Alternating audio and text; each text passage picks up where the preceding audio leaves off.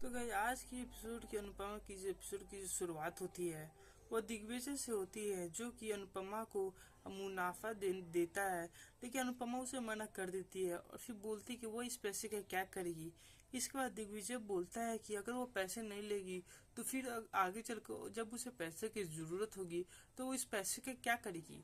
तो ये बात सुनते ही अनुपमा जो होती है वो पैसे लेने के लिए मान जाती है। और इसके बाद दिग्विजय उससे अपने सपने के बारे में पूछता है। तभी अनुपमा बोलती है कि हाँ, उस वो अपना सपना नहीं भूली है, कि उसे भी अपना खुद का घर बनाना है। लेकिन अगर वो इस प्रतियोगिता जो होने वाली है और अगर यह प्रतियोगिता वो जीत जाती है तो वो अंश और प्रेरणा के लिए एक अच्छा सा त्योहार उपहार लाएगी और साथ में बंकू की पर जो शिक्षा है वो उसे पैसे देकर उसकी शिक्षा पूरा करवाएगी।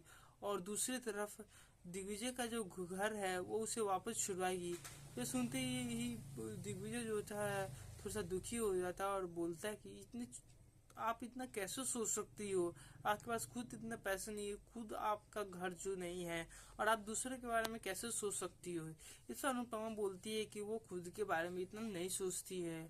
तो दूसरी तरफ अंश और प्रेरणा एक दूसरे के साथ समय बिताते हैं और इसी समय अंश जो होता है वो कुछ कहने का कोशिश करता है। तभी प्रेरणा बोलती है कि तुम इतना हिचकिचा क्यों रहे हो और मुझे तुम डर क्यों रहे हो, अगर जो तुम कुछ कहना चाहते हो तुम कह सकते हो। इसके बाद अंश बोलता है कि वो कहीं से जानबूझकर या गलती से भी अनुपमा को ठेस ना पहुंचाए और किसी भी तरह से वो अनुपमा को दुखी ना करे, क्योंकि अनुपमा ने अंश के लिए बहुत चीजें की और बहुत कुर्बानी भी दी है। और यह सुनते ही प्रेरणा जो होती है वो बात मान जाती है। तभी अंश बोलता है कि वो उसकी जो दोस्ती है अनुपमा के साथ, जो उसकी जो इतनी गहरी दोस्ती है वो ये दोस्ती वो कभी नहीं तोड़ेगा। और यह सुनते ही प्रेरणा जो होती है वो यह बात मान जाती है। और दूसरी तरफ लीला जो है वो पंडित जी से पूछती है कि आप क्या कह रहे हैं। इस बाद पंडित जी गुस्से में आ जाते हैं और कहते हैं कि उसने हसमुख को इसके बारे में पहले बता दिया है कि अगले 7 दिन जो है वो शुभ अवसर है, शुभ दिन है। ये सुनते लीला बोलती है कि यह ऐसा कैसे हो सकता है, वो नहीं चाहती है कि ये जो शादी हो वो पूरी हो। ये सुनते ही हसमुख जो होता है लीला की ये चीज के बारे में जान जाता है और इसके बाद वो फैसला करता है कि वो कैसे भी करके दोनों की जो शादी वो पूरी तरह करवाएगा और इस शादी के बारे में आने वाले चिंता लेता है और फिर इसके बारे में वो अनुपमा से बात करने की कोशिश करता है। तो दूसरी तरफ परी और राजा एकदम हंसते हुए आते हैं। तभी वसुंधरा पूछती है कि तुम इतने उत्साहित क्यों नजर आ रही हो। यह सुनते ही परी बोलती है कि मैं इतनी खुश इसलिए हूँ क्योंकि अंश और प्रेरणा की जो शादी है वो तय हो चुकी है।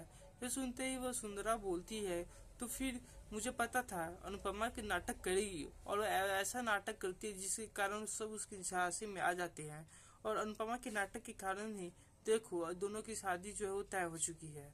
और इसके बाद वो कहती तभी मीता भी और ख्याति और अनिल भी खुश हो जाते हैं ये जानकारी सुनकर। तभी मीता बोलती है कि इसे तुम्हें क्या लेना देना है, तुम गर्भवती हो और इसलिए तुम नहीं जा सकती है। इस पर परी बोलती है कि वो गर्भवती है और उसे खुश रहने की जरूरत है और वो उन लोगों के बीच में खुश रही है। और बात रही उसके ध्यान रखने की तो राजा है उसका ध्यान रखने के लिए। यह सुनते ही वसुंधरा गुस्से में आ जाती है और फिर बोलती है कि परी शादी में नहीं जाएगी। यह सुनते ही परी भी गुस्से में आ जाती है और कहती है कि नहीं वो शादी में जाएगी। और इसके बाद वो राही से पूछती है कि क्या तुम्हारा इस क्या था ना, क्या मैं शादी में जाऊं या नहीं जाऊं। और इसी पर गौतम सोचने लगता है कहीं अंश और प्रेरणा की शादी की वजह से प्राची उससे दूर ना हो जाए और फिर उसे डर लगता है कि कहीं प्रॉपर्टी में बंटवारा ना हो जाए और अगर बंटवारा हो जाएगा तो उसके हाथ में कुछ नहीं आएगा।